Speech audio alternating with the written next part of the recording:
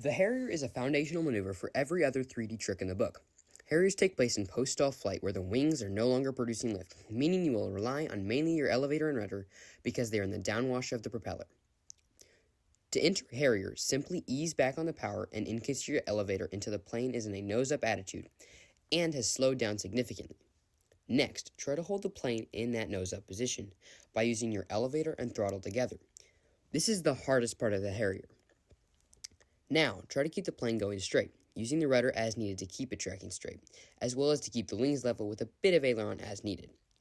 Finally, controlling the direction. Once you can keep it going in a straight line, try feeding in a bit more rudder to start a turn. Be sure not to use too much.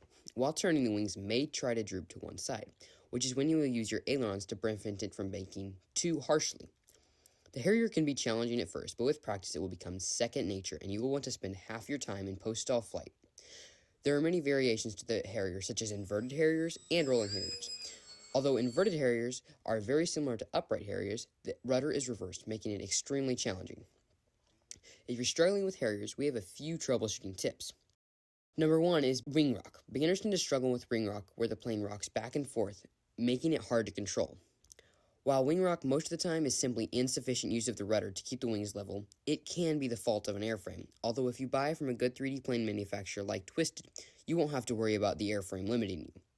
Our final troubleshooting tip is don't overcorrect. It can be hard, but it will make it so much easier if you can do a minor correction before it gets out of hand.